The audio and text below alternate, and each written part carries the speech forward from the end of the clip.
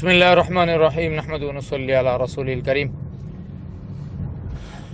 وَإِن جَاءَكُمْ فَاسِقٌ بِنَبَإٍ فَتَبَيَّنُوا۔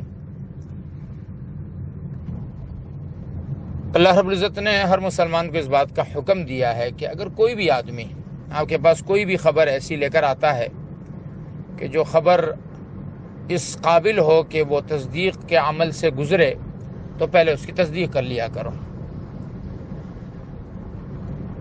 بعض علماء نے یہاں تک لکھا ہے کہ جو آدمی اس طرح کی فضول من گھڑت باتوں کو پھیلاتا ہے وہ ان من گھڑت باتوں کو فضول باتوں کو پھیلانے سے ہی فاسق ہو گیا ہے۔ لہٰذا آج سوشل میڈیا پر ایک فتویٰ بہت زیادہ وائرل ہو رہا ہے میرے نام سے کہ میں نے ایک استفتاء مفتی طارق مسعود صاحب مد ذیل العالی کے بارے میں لیا ہے اور اس میں نے بہت ساری چیزیں لکھی ہیں اور پھر امت کے جتنے بھی اکابر ہیں سب کے نام لکھ کر یہ لکھا گیا ہے کہ یہ آدمی گمراہ ہے۔ یہ بالکل ایک فیک اور جعلی اور غلط ہے۔ اولین بات تو یہ ہے کہ مفتی طارق مسعود صاحب ماشاءاللہ ہمارے بڑے گراں قدر علماء میں سے ہیں۔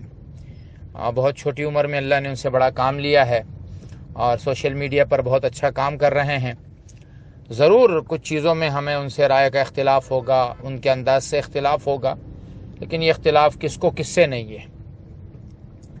لیکن ہم ان کے بارے میں فتویٰ لیں یا ان کی باتوں کو فضولیات شمار کر لیں، ایسی کوئی چیز جو ہے حقیقت کے قریب نہیں ہے۔